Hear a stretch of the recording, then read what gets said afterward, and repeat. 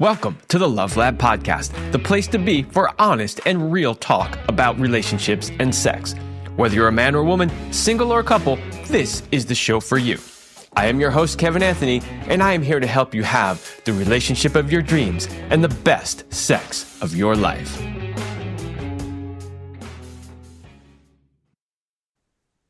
All right, welcome back to the Love Lab Podcast. This is episode 379, and it is titled The New Sexual Revolution. So first of all, welcome back to the Love Lab Podcast. And second of all, as you are listening to this right now, welcome to 2026. This is the first episode of the show for 2026, and I think it's kind of appropriate that we're talking about a new sexual revolution as we move into a new year. It's always great at the beginning of the new year to sort of pause and reflect on where we've been and where we would like to go. And what I really love about this is I really did not plan this. I didn't know that we were going to be talking about the new sexual revolution as the first show of 2026 until long after it was booked and written and all of that. And then I looked at the calendar to see, okay, when is this one going to air? And I went, how about that? So I love how those things always tend to work out. So in this episode today, we're talking about what my guest is calling the new sexual revolution. And I'm really curious to hear what he believes that is. I, of course, have my own ideas of what I think that is. And I believe personally that we've been moving into this for a while. And the interesting thing about revolutions is people tend to think that a revolution just happens one day overnight and there's this massive change. And from my experience in my 50 plus years on this planet, I can tell you that that's generally not the case. These things start small, they take time, they build before you ever really see that big cataclysmic shift that you consider to be the revolution. And so I think we are experiencing a new sexual revolution. And I think that is a very good thing. And I'm really excited to explore that with my guest today. So that's what we're going to talk about today. But before we do that, a word from my sponsors, as always. Ladies, did you know that the overwhelming majority of men consider receiving oral sex a must in their relationships? Well, of course you did, because men have been asking you for it your whole life. But do you feel confident in your ability to give great oral sex? If you tend to avoid it because you don't feel you are good at it, or you feel that you're pretty good at it, but you want to get even better, then my new Blowjob Mastery course is for you. I have teamed up with the amazing coach Reed Wong of Eternal Love to bring you a practical and easy to follow course that is guaranteed to increase your confidence and skill when giving oral sex to your man. In this course, you will get all the secrets to mastering the art of oral sex with step-by-step instructions and multiple live demos. Go to sacredfemininearts.com/BJ Mastery. That's sacredfemininearts.com/BJ Mastery. And by the way, since we're talking about a new sexual revolution, the old paradigm was, ladies, you gave oral sex to your man because, well, you sort of had to, and because he wanted you to, and there was pressure to. In the new sexual paradigm, you do it because you want to, because you enjoy it, and because he gives back equally to you. So this is the kind of stuff we're going to be talking about today. One more ad, of course, and that is Power and Mastery. Power and Mastery 3.0 is the latest version of the popular men's sexual mastery course. If you're struggling with erectile dysfunction, premature ejaculation, or simply want to increase your skills in the bedroom, then Power and Mastery is for you. Join the exclusive club of men who have taken their sexual performance into their own hands and become sexual masters. Mastering your sexuality is a key component to becoming the man she has always dreamt of and craves. Don't leave your sexual performance up to chance or the throw of the dice. Become a sexual master today by going to powerandmastery.com/sexual-mastery. That is powerandmastery.com/sexual-mastery. Same thing applies here, men. It is no longer acceptable to do things the old way where you only take your own pleasure into account and you just do whatever you want. You've got to learn better skills. And that is what Power and Mastery teaches you. Okay, enough of the ads. My guest today is Stephen Edwards. He is originally from England. His memoir, The Venus Flytrap: Sex, Lies, and Repercussions, invites readers to reflect on life's struggles and spiritual renewal. Welcome to the show, Stephen. Well, thank you very much, Kevin. It's great to be here. Thank you for having me. All right. So, in the intro, I threw out this idea that there is a new sexual revolution underway. What do we mean by That's a great question, but you pretty much covered it already. I'm kidding. So, that? well, you said it really, really well that a revolution does not happen overnight. It's been happening for a long time, and I would say that you've been as much a part of it as anybody else. You've been doing this a long time, and as you have been able to coach one individual, then the next, it has a snowball effect. Exactly what you're talking about, right? So it's been happening for a long time, but it's really hit what I would say, I don't know whether you would agree, a critical mass.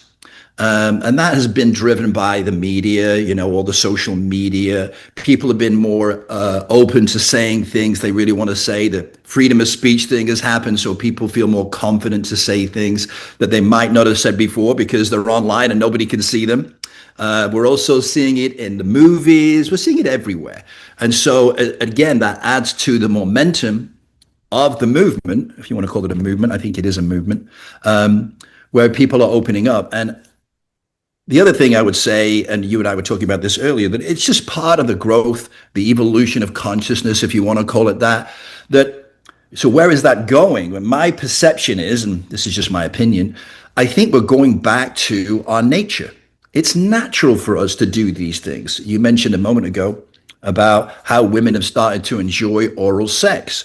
Well, what stopped them enjoying it before? Just shame, just thinking it's the wrong thing to do, and it's not something that you should enjoy. But now, as that we're breaking down those barriers, it is natural. It's a natural thing to do. And then, I'm sure you talk to the gentleman you talk to as well. Oral sex, giving oral sex to a woman, it's the same thing. But men very often, because they haven't had your coaching, feel nervous, right? Or ashamed, or they don't know what they're doing and they're afraid to be embarrassed by it. So, but the desire to do that, I believe, underneath everything is already there. And I think we're now just actualizing it, which is a great thing.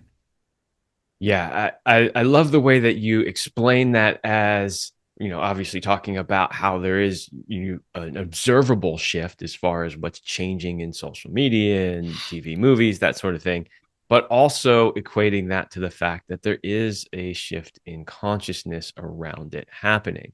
And I do believe that is occurring, not as quickly as I personally would Right, like. right. Yeah, I can imagine. Yeah. But yeah, you're right that this is a huge part of the work that I do, is trying to create that, trying to bring us back into a healthy relationship with our sexuality. Because you're right, it is part of our nature, right? And the problem is we've put all kinds of junk in the way and made it something that is shameful or hard or weird or whatever. And at the same time, we are making progress, yet there's a lot of progress to be made. For instance, my content is still massively suppressed across all platforms because, he's talking about sex. Oh my God, that's so terrible. Yeah, yeah. Well, and it was scary for me, to write this book. I think, in our pre-interview, we chatted about the fact that, I've been in the arena of personal and spiritual development for the best part of my life. And yet here I am having this experience, which would make you think this guy's got no idea about personal development or spiritual development. So it's even more embarrassing. But, as I realized, is that we all have a dark side and a light side to our nature. And, when you're in that genre, well, I was in that genre, I still am, you want to be perfect. And you can't. It's just not possible. We all have our flaws. And writing this book helped me face my flaws and have a freedom I've never had before. I got nothing to hide now, right? I could just be who I am, right? Which is tremendously freeing. And my hope is that by reading the book, people will get a great laugh. They'll be entertained, but at the same time say, you know what? If he can say that and come out and say it, then maybe I can just be who I am too.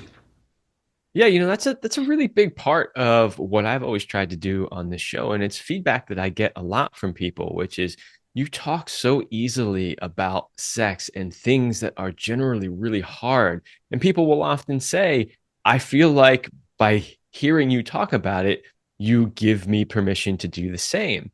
And that's Yeah. always been a goal of mine, is to make the conversation easier. Interestingly enough about that, you're like, I got nothing to hide now, you know? Yeah. It's Yeah. like Right. when my wife and I started this podcast, we were trying to decide what to do for the first episode.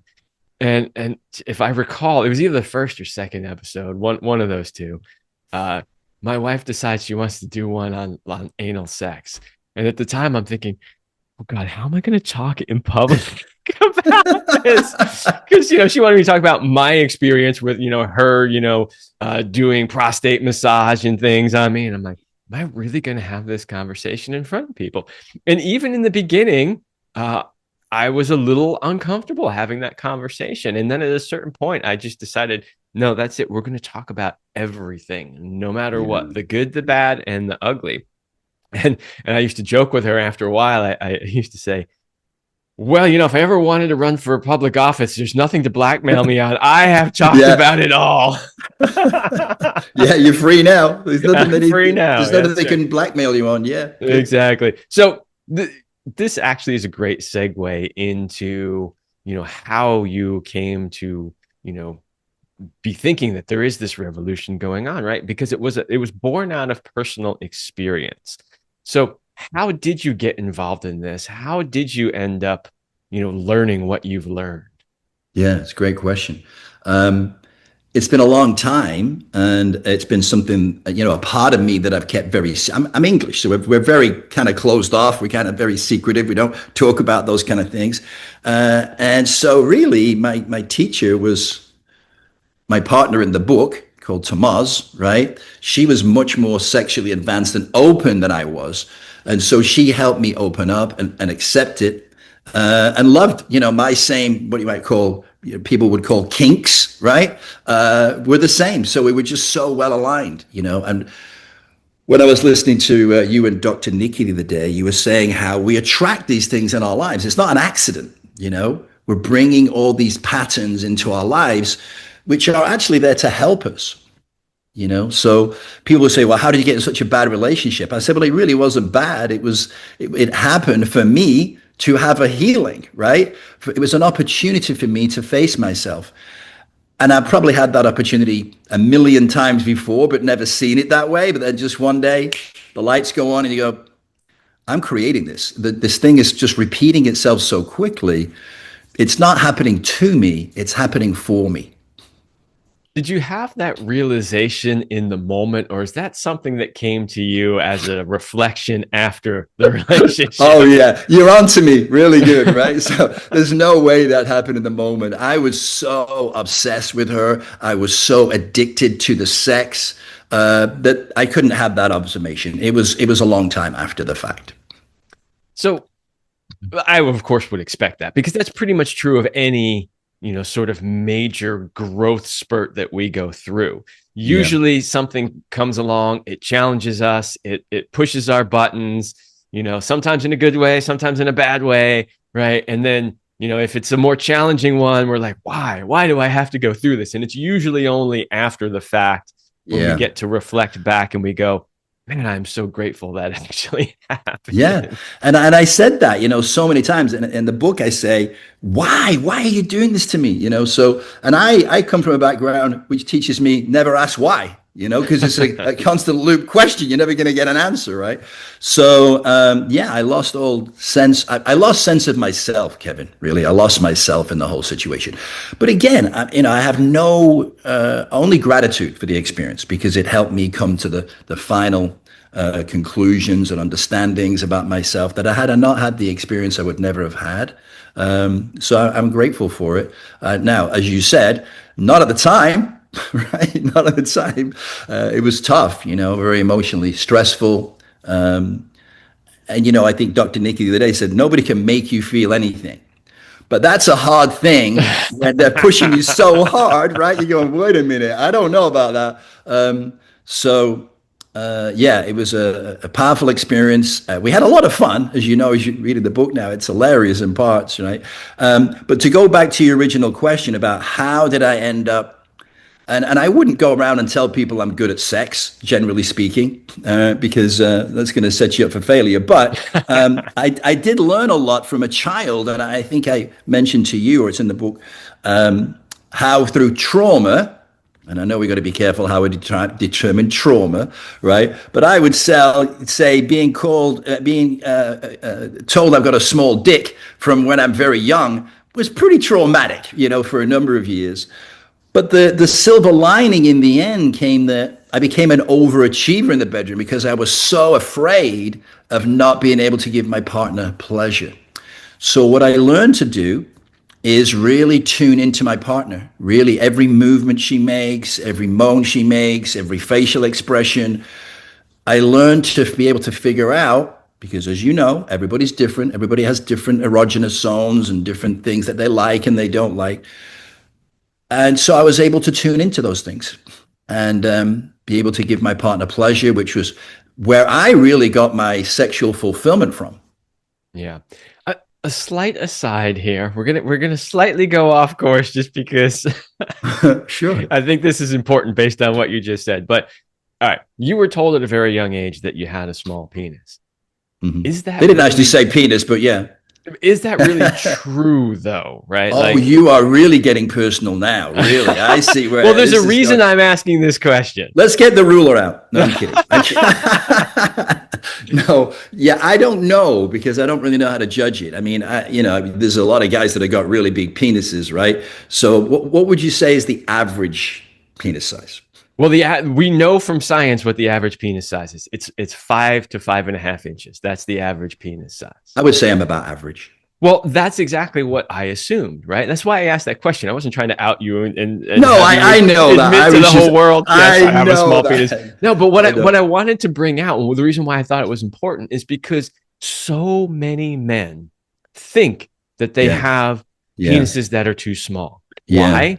Because the only time they generally see other men's penises are in porn, where they're all ginormous, right? Or, most men are generally relatively discreet with their penises, except for some reason, guys that have abnormally large penises love to flaunt them and fling them all over. So you're in the locker room, every other guy's being discreet. He's like taking his towel off, putting his underwear on real quick. But the guy with the biggest penis is walking laps around the locker room, flopping it side to side, right? So so most guys see that and then they look at themselves and they're like, damn, I have a small penis. But the reality is that most men don't. Most men are perfectly adequate. And that's why I wanted to ask that follow-up question, because I really wanted listeners to hear that and know that they probably actually aren't too small, even though they think they are.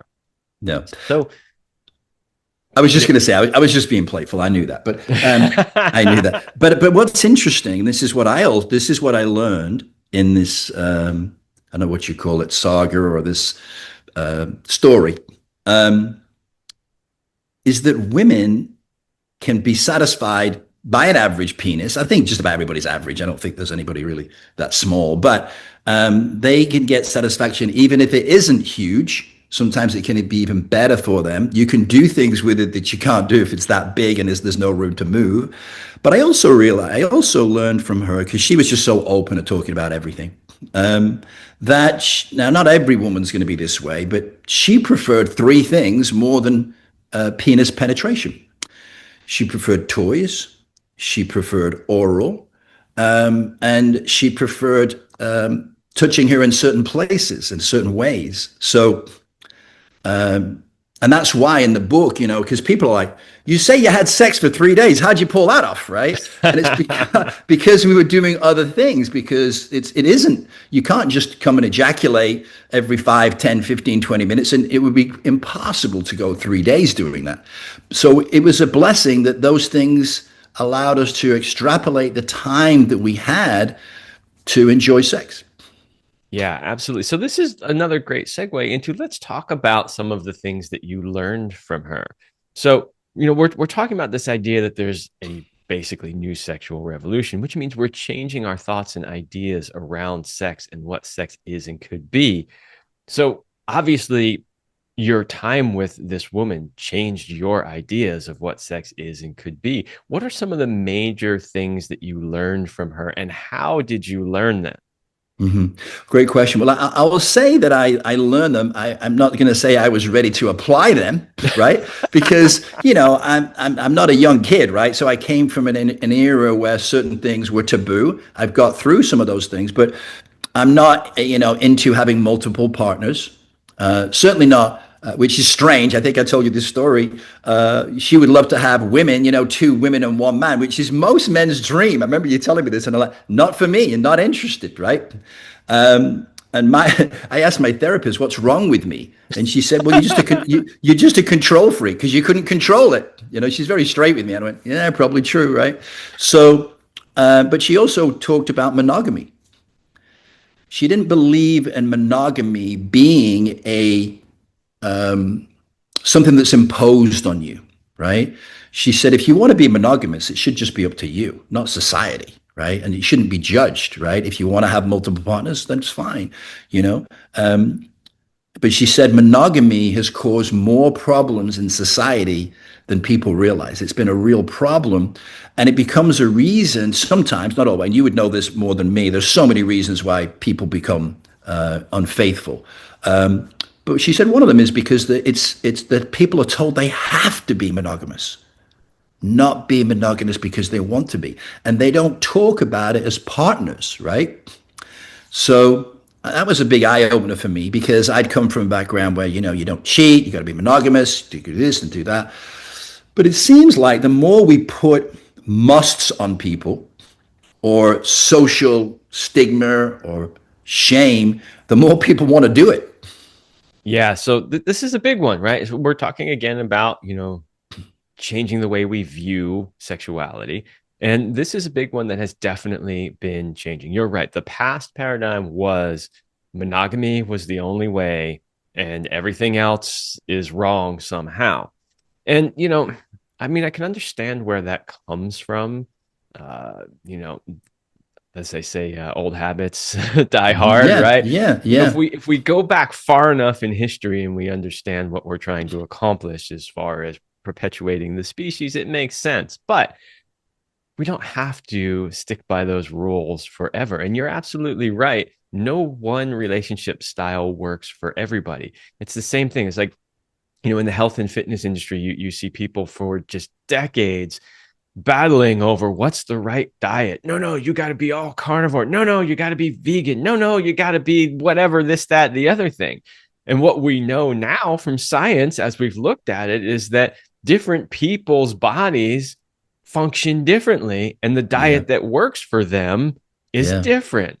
So the yeah, way that they process, nutrients, the way that they metabolize hormones, all yeah, that stuff, and the list goes on and on and on. There's a whole list of things that can potentially be different based on your genetic makeup and how your body works. And so it's kind of similar with relationships. The one relationship style doesn't work for everybody, and part of this new change is realizing that. And you're right. I wouldn't say that monogamy is what's caused the problem. It's not giving people the choice yes, that has exactly. really Yeah, caused the yeah, problem. Because there's yeah, tons of people in perfectly happy, healthy, successful monogamous relationships. But there are also a bunch of people that were raised much like you, that there is no other choice. And so they go that route and they're miserable, and both people are suffering as a yeah, result. yeah. The other thing So, that tends to happen in monogamous relationships is, things change in life, especially as people get older. And I actually work these days with a lot of older clients. And one of the things that I'll hear is that one person or another in the relationship, for whatever reason, either can't anymore or is no longer interested in sex, but the other mhm, person can and is. And then you yeah, end up with this mismatch. And because of this structure that we've imposed on people, it's like, well, that's it. You're just screwed for the rest of your life. You might have another 15 years of life, 20 years of life left. You're never going to fuck again because, right, your yeah, partner can't, right? And they don't believe that there are other options.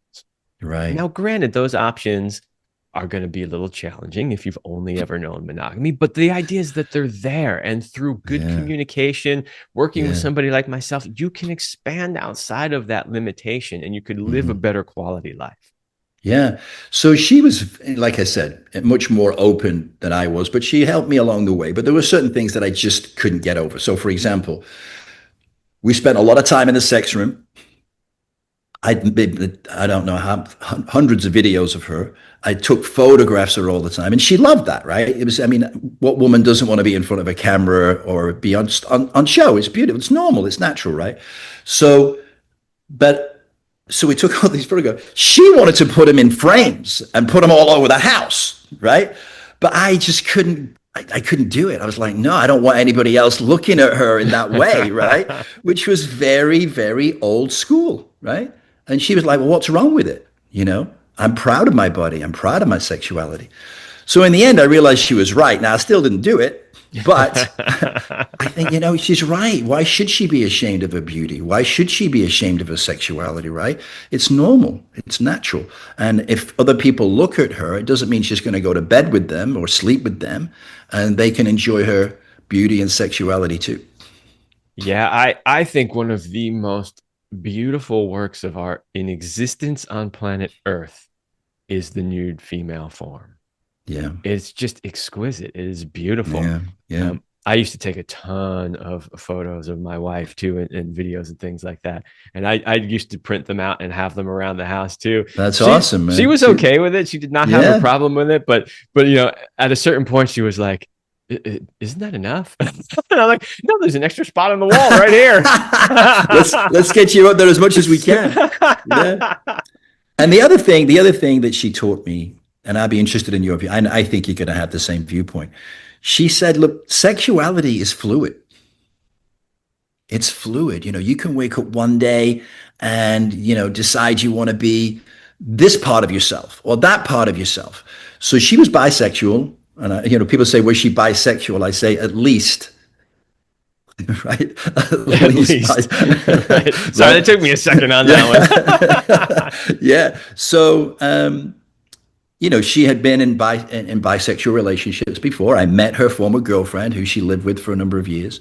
And so, like I said, she really helped me break through some barriers of shame, of judgment, and come to understanding. She was very intelligent. Her father is a genius, right? He's a billionaire, right? So he makes rides for theme parks, and he has to figure out all the math and everything. So she's definitely been touched by those genes of her father. But some of the conversations were just, I would just look at her after she'd finished saying something. You might see this in the book sometimes. Sometimes when she's been completely unreasonable and manipulative, but you just go, wow, that's amazing. And then you go away and think about, wait a second. I'm not sure if that's exactly right. But yeah, she was very, very intelligent. So wait a minute. She's hot. She loves to be filmed. She loves sex. She's intelligent, and she's a billionaire heiress. Yeah. Can you share her number after the show? No, I'm just kidding. I'm just kidding. I'll give you the link, but good luck, Kevin. Good luck. I am just kidding. I am in a relationship. I know you are. Well, she won't mind. Maybe not. It's a possibility. But you bring up a fantastic question, right? And I even say this in the book. Wait a minute. She's beautiful. Her father's a billionaire. She loves sex. What is wrong with you, right? Why would this not last? And so I don't know if I should just say this and maybe spoil the plot a little bit, but we both had mental illness, right? We were both in mental asylums when we were kids. I had manic depression, as it's called now, bipolar, right? And you always have it. I've learned how to manage it and control it now. But she has something, and you probably have heard of this, and it's becoming more and more prominent now. They've made movies about it. She has borderline personality disorder, which is actually not curable. You can learn how to live with it and maintain it if you have therapy. But you see, she was so traumatized by being locked up in an asylum when she was 16 by her father and she couldn't get out. She wouldn't even go to therapy, right? There is no way she was going to do that. So in the end, and I say this, there's 3 books in the series. In the second book, I say, look, in the end, the decision was taken away from me. I didn't decide I didn't want to be with her anymore. I had no choice. I had no choice because, and for those people who don't know anything about borderline personality, it's just a complete madness. It's, 1 minute she loves you, the next hour she hates you. and going on that roller coaster, you can only do that for so long, and I did that for almost 3 years. And in the end, I realized I was literally losing my sanity. I was going insane. Yeah, that is not a healthy situation to be in for sure. Um, I want to come back because I made a joke about, that, and that kind of overshadowed the point that you made about sexuality being fluid. And I just Yeah. wanted to come back to that for a moment. Uh, when it comes to what you like sexually, as far as things you want to do or don't do or that, I totally agree that it is fluid. I do want to clarify a little bit, though, is that I do believe that most people are there, like they basically are either, hetero or bi or homo. In other words, like most people know that this is how I am. This is my Hmm. preference. But it doesn't mean that they don't stray inside and out that. But their Right. generalized preference of what they generally like tends to stay the same. Okay. Right. So that's just my thought on it. But that is basically just a different way of saying it's fluid to some extent. It's Yeah. not. The only reason why I wanted to clarify is because in the last couple of years, there's been a lot of like, oh no, everybody can just be all over the spectrum and be anything they want and decide, and it's just it's just you just decide in your mind. And for most Right. people, that's not true. Maybe for some it is, but for most people, it's like, yeah, I know I'm heterosexual, right? So like, Yeah. I hear this from a lot of men, right? When it comes to men, they'll say, I know I'm hetero, I like women, but I don't mind occasionally playing with a man, right? Yeah. Yeah. But they would never consider themselves gay. And it's not just because of the stigma. They're just like, no, I like women. I actually want to be in relationship with a woman, but I'm not opposed. Like if we have a threesome with another man, that sort of thing. Yeah. I hear Yeah. that a lot. And I hear the same thing actually from a lot of women, where a lot of women will say, well, no, I'm not bi. This is what they'll say. I'm not bi, but you know, Hmm. I don't mind playing with a woman every once in a while. Yeah. Right. Like, And so I think I would agree with you. I mean, you're in a much better position to make that analysis anyway, of course. But I think that's kind of what she meant. yeah. But I'm a little unsure. I'll tell you why. What I'm seeing with the younger generation is something even more.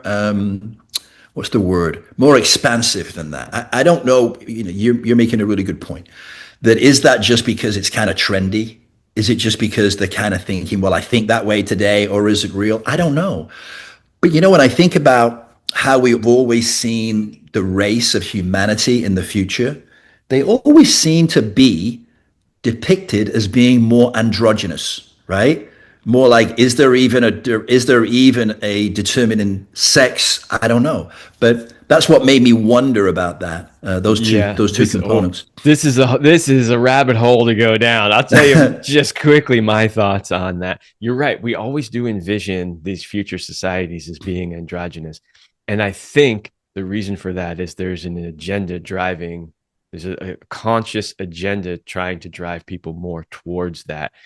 Uh, I don't want to get too conspiratorial on this, but when you when you make everything the same, when you take masculine and feminine away, it's just easier to control people. That's what it comes down to, Yeah, right? It's just easier yeah, to control people. And I have personally seen a really concerted effort to try to do that because, we can get into like polarity teachings and stuff on this, but like what makes, a relationship really successful? Well, there has to be polarity in it. Well, if you make yeah. everything androgynous, there's no polarity No anymore, polarity. Yeah, right? yeah, So relationships tend to not stay together. Families tend to not stay together. Like, people tend to not have children. Like there's a whole thing that happens once you start to take that away. And it's been my belief that they've been intentionally doing that for various reasons, which we don't need to go into in this No, but I show. would just I would just reinforce what you're saying. I mean, 100%. There's no question that we have been for centuries. Uh, they want to control the people, the population. You have to control the population to govern, and as we hopefully get less and less wars, it's been proven that if there's no wars, the people will rebel. And so it's now at a time when really focused on how do we control the population. I hadn't actually thought about what you just said there about being androgynous. That's very interesting, and I think that's probably true. Yeah, that, like I said, that is a whole rabbit hole. That is just the Yeah. tip of the iceberg of my thoughts on that. But I don't want to get derailed No, no. on that We'll have conversation. another podcast about that. That'd be great. It'd be Exactly. lively. Okay. We're a little bit more than halfway through the show. Let me pause for another ad. And when we come back, I really do want to hear some more of the lessons that you learned through this relationship.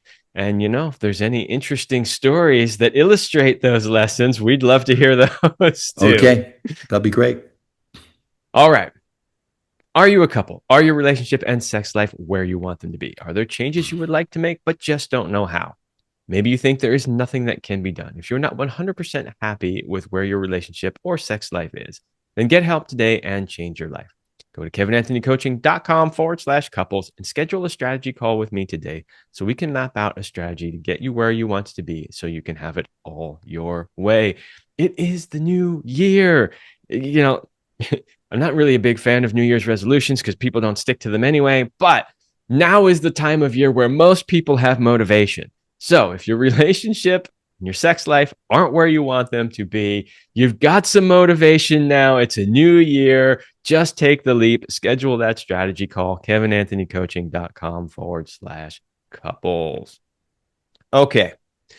So we're talking about some of the lessons that you learned from this time that you spent with this really very interesting woman from what you've described. Yeah. What are some of the other things that you've learned? And as I said before the break, feel free to share stories that help illustrate how you learned it. Okay. Well, of course, from the very beginning, they're all kind of red flags, which are get ignored when you are on that journey of I don't want to say self-destruction, when you're on that journey of healing, right?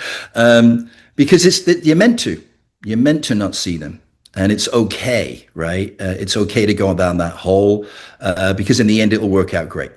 So, but what I learned, there's so many things. I mean, I learned about shame and guilt and accepting who you are, your flaws and all. And I also, I was obsessed with her and I was addicted to her, but I did love her a lot, right? And she did not love me to begin with. I was a mark for her. So what she enjoyed doing was finding men who had money and getting it off them and everything they owned, right? So after about 2 weeks, I was traveling a lot back then. I used to go and do events every Friday, Saturday, Sunday. So she was at home in her own apartment, but she manipulated so she could get the keys to my house. And because I was using a laser and she wanted to lose this laser because she said she had a bad back. And I said, well, here's the key, but only you can go in the house. And she said, well, can I bring my friend because she'll drive me here? And I said, okay. So there's only supposed to be them two. So the first night I'm away, I call her up, and I can hear all this noise in the background, right? And I said, where are you? She said, I'm in the house. I said, well, who's there? I can hear the other girl's boyfriend was Brent. I could hear him. The music was playing. I'm like, what's going on? So anyway, there's a character in the book called Jerry. He's my friend, right? So I sent Jerry over to the house to see what's going on and get him out, right? Because I said to her, you need to leave. And of course she said, oh yeah, okay, we'll leave right away. And I know she's not going to leave, right? So he goes over to the house to try and get him out. And they ran rings around him, right? They said, oh yeah, we'll leave, give us a few minutes. We'll just pack up and go. And of course he's like, they said they're going to go, they'll go, right? So he calls me back, hey, Steve, no problem, Stephen. We got it taken care of. They're going to leave. I said, did you see him leave? And he said, no. I said, you got to go back. They're not going to leave. Right? So he's like, no. Anyway, I get him to go back. By this time, they're cooking dinner. They're outside of the fire pit. Two big guys, two huge bodybuilders have come over. So you know what they're going to be doing, right? And they're smoking pot. They're doing all this stuff. They're having a great time. And he finally says to it, listen. And the name's Tomas, right? In the book anyway. Tomas, you got to leave. Stephen has told me he wants you to leave and you got to get out of the house. And he said something about it's Stephen's house. And she goes, Stephen's house? This is my house. And she believed it. It was her house. And he goes, Tomas, you're talking crazy. You got to leave. Next thing, he's going to call the police. And then the other couple they've got a restraining order because he beat her. because she wanted him to, right? She's into that kind of thing. Anyway, finally, he gets them out of the house and takes them to St. Petersburg, and they go out drinking there, and he gets away with it. But then a couple of weeks later, she tries to do the same thing again because I found a bottle of Captain Morgan's rum in the cabinet under the sink in the guest bathroom, and it was half drunk, and I know I hadn't drunk it, right? So then, and I'd already been married to an alcoholic, right? So I knew that there's nothing I could do. You can't do anything, right? But instead of just accepting it, because Jerry came over, I called him and said, Jerry, you got to come over because I'm going to, I've got to bring this up. He goes, why are you going to bring it up, man? Just stay with her for the weekend and take her home and you're done. But that obviously wasn't what I wanted to hear, was it? I wanted to hear that I could fix it, right? So anyway, make a long story longer, I confront her, which is just not a good idea, right? She just goes straight into defensiveness. Do you know anything about the bottle of rum in the guest bathroom? No. Why are you asking me? That kind of thing, right? So I said, well, I didn't put it there. She said, why are you interrogating me, right? So now I'm interrogating her, right? So anyway, then next thing she calls her mother, right? And starts having a conversation in front of us both to her mother. I didn't even know if her mother was on the phone, right? But she was doing this for us, right? So she's doing this whole thing. And I said to Jerry, I said, look, whatever you do, do not engage her. Don't say anything. Just let her, she'll peter out. Well, she didn't peter out, right? So I end up making some breakfast for the two of us and I put it on the table. It's an English breakfast, right? So she's just determined to get us hooked into an argument, right? So she walks over to the table, picks up the plate of breakfast and just dumps it in my lap. It's the kind of stuff she would do all the time. But the police did come that day. So what happened was Jerry and I go work out while she's calming down. Come back, she's nowhere to be seen. She's hiding, right? So I don't know what to do. So she'd given me her father's phone number for other manipulative reasons. So I decided to call her father. He's never even spoken to me before, right? And I'm calling her dad, right? He's on the phone. And I said, his name is Kitchen. I said, Mr. Kitchen, I don't know whether you know this, but I think Tomas is an alcoholic. Silence. And then he goes, oh, I know. He said, I've had her in rehab programs for years. I spent $100,000 on the last one. He said, but she just checks in and checks out again. He said, I can't even have her in my home anymore because when she comes, she's an angel. And then 3 days later, she goes crazy. He said, if she's in your house, get her out and never let her back in again. This is a father, right? I'm thinking, what? So I call her on a phone. She picks up. I still don't know where she is. And I told her, I said, listen, I called your father. So we know now what the problem is and we need to fix it. She went ballistic. Who the fuck are you to call my father? You this, you that. She put the phone down, called me back 10 minutes later, did the same thing. So I'm thinking, okay, this is getting out of hand. So I decide to call the police to see if they come and calm it down. She's already called the police and they're on their way.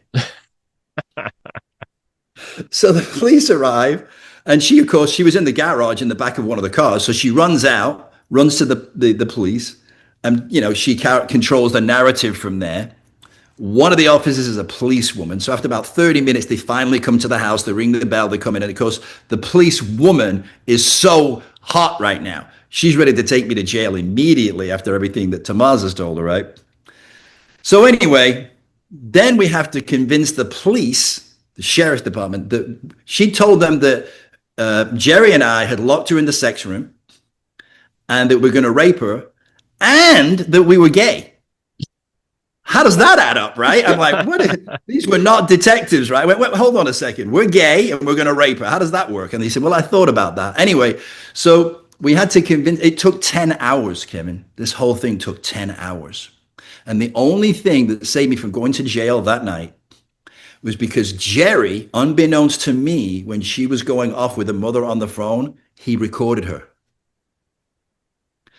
And so he said to the sheriff, can I share this recording? And the sheriff said, no. And did you ask her if she could be recorded? He said, no. He said, then it's inadmissible.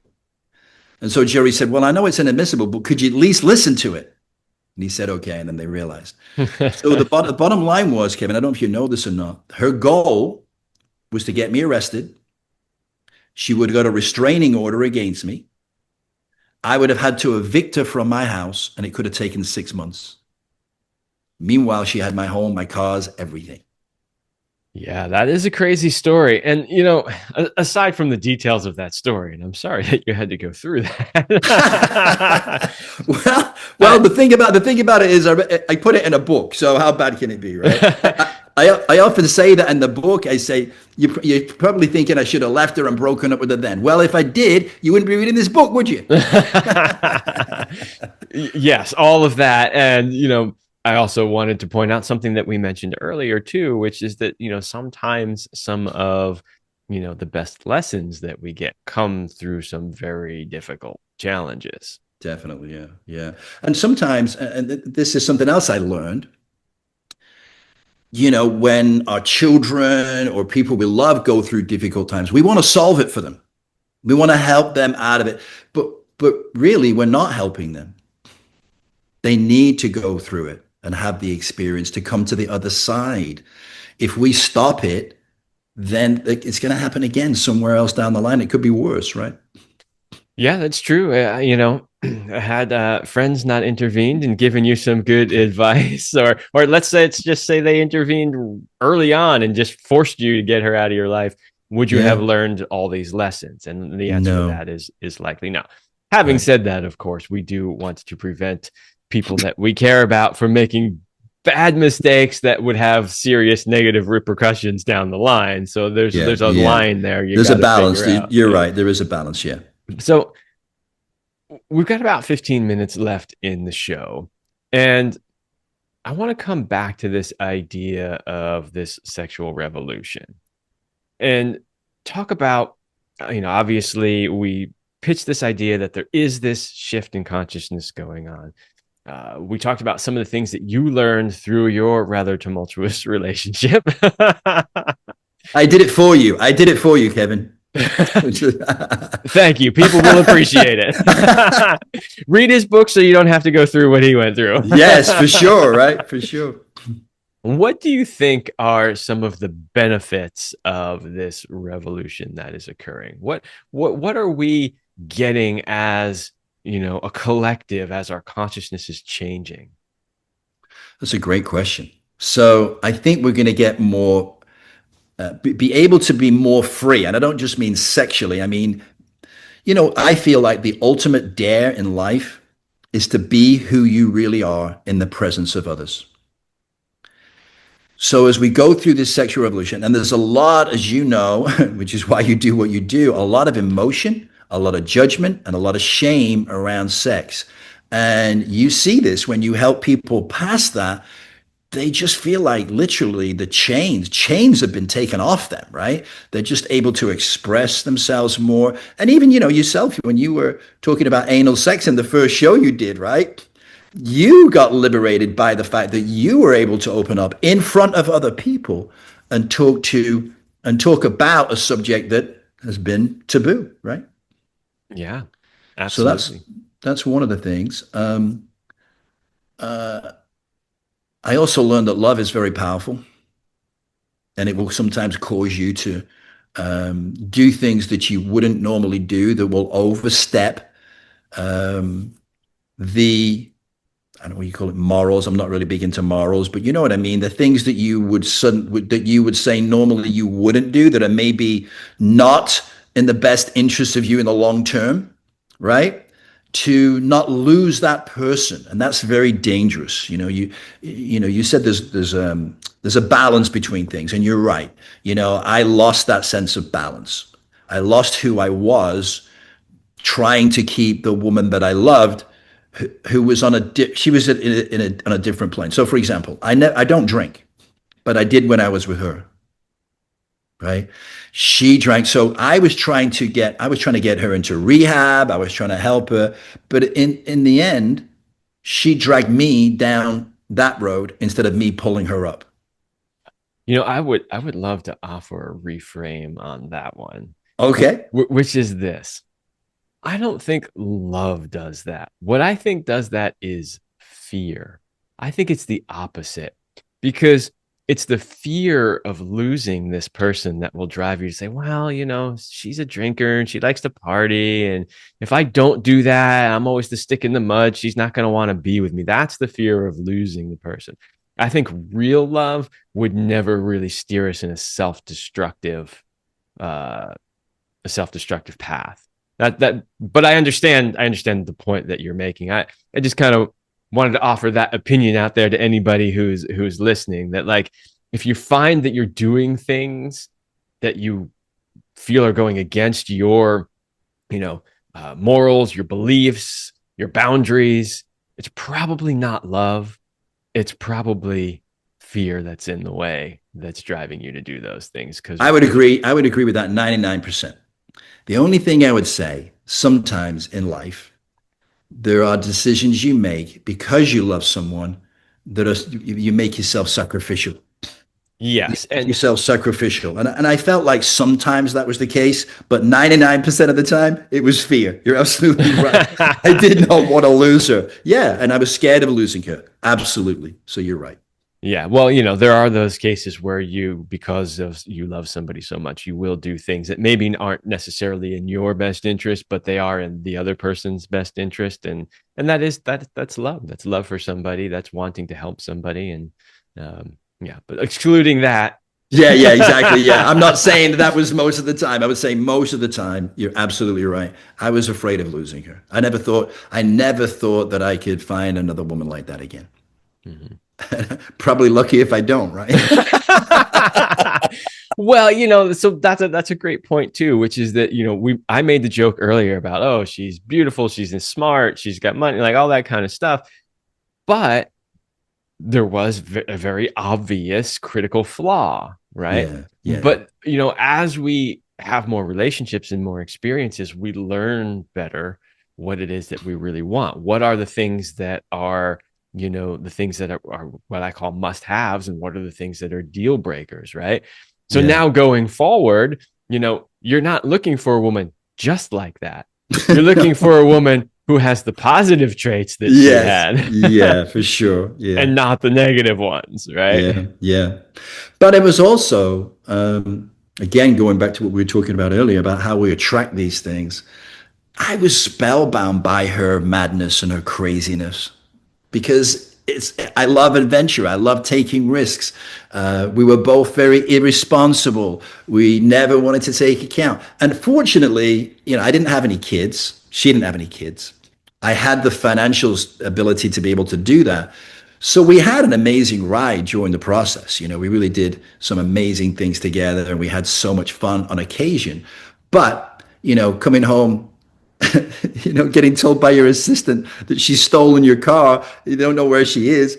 Then you find out she's in a casino in Tampa with some other guy, right? And we can't get the car back off her because what she knows is if somebody's staying at your house, they're a guest, all your stuff, they're entitled to use it. So you can't report the car stolen. I remember I called the sheriff. I said, listen, someone's stolen my car. He said, well, do you know who? I said, yes, my girlfriend. And he says, so first of all, he goes, what? I said, my girlfriend. He said, well, is she living with you? I said, yes. He said, then she can't steal your car. And I'm like, what? I'm like, ah. Well, that's hilarious. For those of you men listening who are considering dating a really hot but crazy woman, learn Yeah, from Steven's mistakes. that's right. Yes, I'll be your sacrifice. When is your stolen car not your stolen car? When she's your girlfriend. Yeah. So I learned a lot about law as well, right? The laws, right? Yeah. All right. So let's bring this whole thing down for a landing here. Let's tie it all up and make it, feel complete for those who are listening. Yeah. There is definitely a shift that is going on as far as our relationship to sexuality. That I think is a bit healthier than the previous sexual revolution, which is something we didn't really get to talk about. The previous sexual revolution, happened in the 60s, was just all about freedom and let's do whatever we want. And that may have been a necessary growing pain, to go through. It's kind of more like the adolescent teenage, portion of growing up, which is, oh, we can just do whatever we want. We don't have to be responsible, which of course then leads to things like, explosions in sexually transmitted diseases and, Yeah. births out of wedlock and blah, blah, blah, all that other kind of stuff, all the problems that come with that. Whereas I think that the sexual revolution now, and you and I talked about this a bit in the pre-interview call, is more about having more of a voice, having access to better information. Like that's a thing that you and I talked about. It's like, yeah, Mhm. I complain that I get shadow banned and, demonetized and all those things. And that does still happen. But the mere fact that I can even have a podcast or a YouTube channel and talk about these things is a huge step in the right direction, because a few decades ago, that would not have been possible. So we've got access to better information. We're able to shorten the learning curve. Like a lot of the things that you're talking about that you learned the hard way through this trial and error, through getting Yeah. on the phone with the police a bunch of times, right? Like having your car stolen, your house almost stolen, right? Yep. Now you can learn these lessons without having to go through a Yeah. lot of those things. And I think that is a really big benefit. Are there any other benefits that you can think of to how things are changing now versus how they changed before? Yeah, in fact, there is a chapter in the book when I talk about the new sexual revolution and the things that are happening and how to, I say, it's the new sexual revolution. Are you on board? And these are the kind of things that are happening for people who have listened to people like you. And, it is tough being, you're a forerunner, right? And it's always the toughest when you're the first and you're going out there and pushing. You're going to get the massive pushback, right? Because changes like we're talking about, like you're talking about, it's a paradigm shift. And paradigms go through three very distinct phases. First, they're vehemently opposed, right? And you got a lot of opposers. The next thing, then it's just ridiculed, right? People laugh at it. And the third part is, well, yeah, that everybody knew that. It's just accepted as being obvious, right?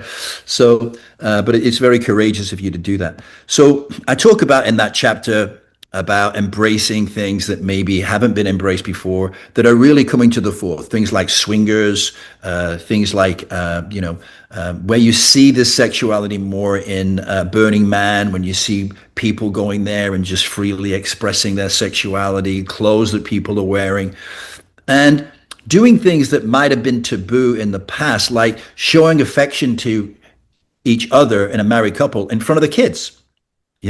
Show them that you can be loving. Grab your wife's ass when the kids are watching. They'll feign disgust, but they want to know that in the future they can have a loving relationship, that their parents have an intimate, loving relationship. And talk to each other. Biggest thing is talk to each other. Talk about and I know I'm preaching to the choir with you. You do this all the time, right? Talk to each other about your sexual fantasies. Discuss what is acceptable to actually do, what you'd rather keep as a fantasy. Do whatever you can do within the limits of your ability. And I mean, what you feel like is possible for you in the marriage to pleasure your partner, to give them what they want in some way, shape, or form. Because even that effort, even the fact that you'll make that effort for them, go to a motel, go to a bar, pick her up in a bar. I actually do that in the book, right? Have fun with it. It's something that shouldn't be taboo. It should be something that you enjoy together. You don't have to tell everybody what you're doing. Maybe you'd like to be a stripper on a stripper pole. Well, do it for him. You don't have to do it for the whole town, right? Maybe you want to be a hooker. We'll play a hooker for one night. It's fine, and just embrace it, I guess is what I'm saying. And that's one of the things that I think I really got.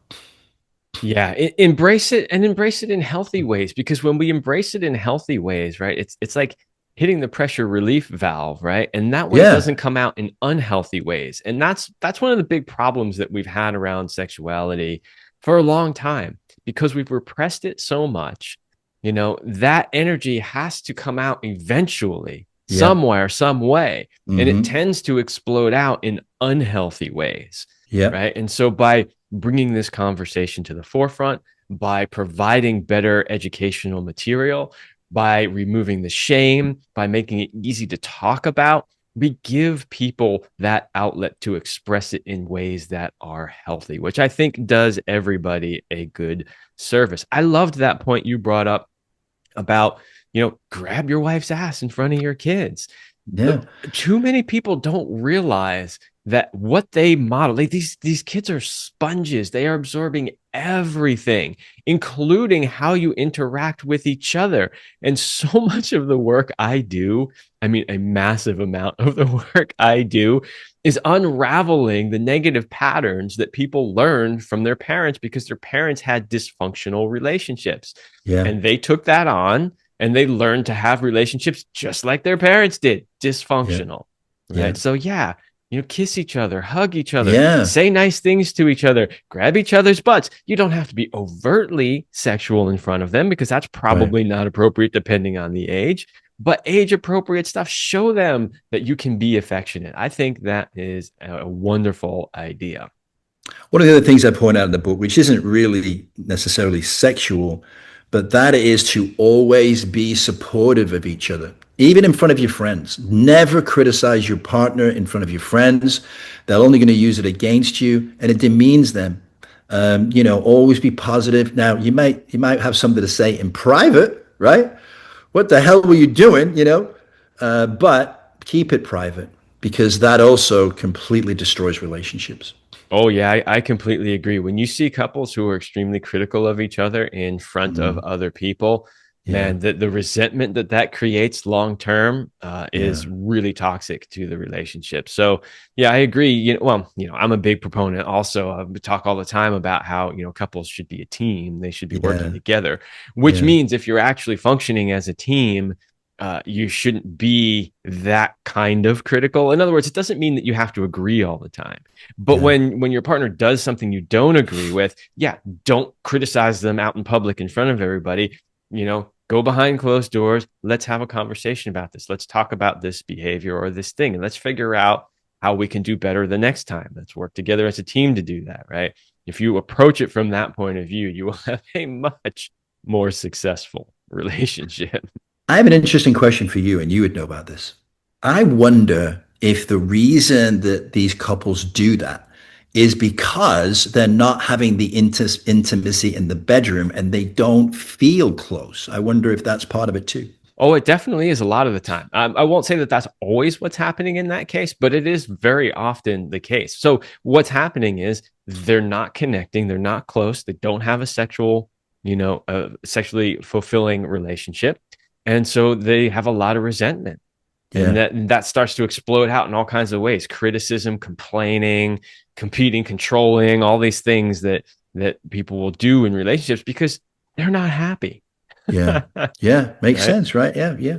Makes So perfect yeah, I sense. mean, and they've done some research on this too, where they've looked at how long relationships last and how happy they are. And one of the things that they found was that relationships that have a healthy, fulfilling sex life, so as the years go on, they continue to have sex and they both feel relatively satisfied with their sex Hmm. life. They Hmm. tend to stay together longer and they tend to report higher levels of happiness.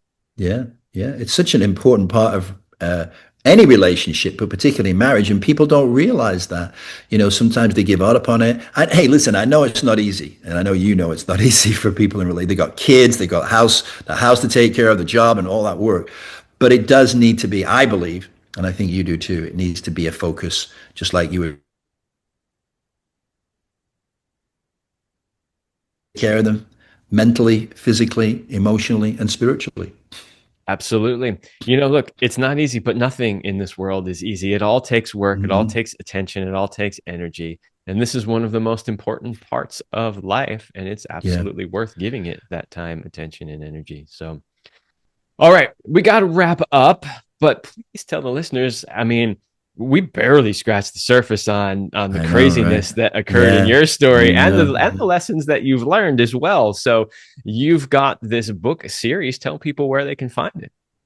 Yeah, it's on Amazon.com. It's called The Venus Flytrap, Sex, Lies, and Repercussions. I have a website, which is VFT for Venus Flytrap, the number 23.com.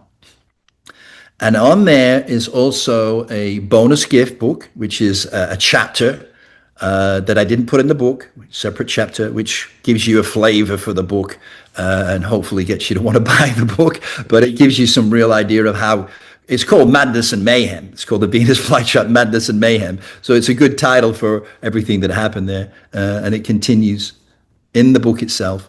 And there is 3 books in the series. The second book is written. We're not going to publish it. I'm not going to publish it until we've got the first one going, right? And there's going to be a demand for the second book. And the third book is about half written.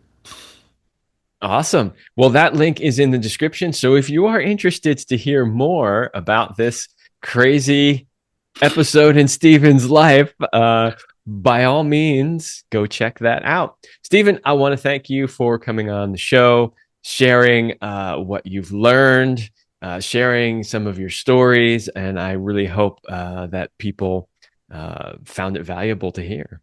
Well, it's been a pleasure, Kevin, and I really appreciate you having me on your show. Very kind of you. All right, everybody, that's all the time I have for this episode, and I will see you next week.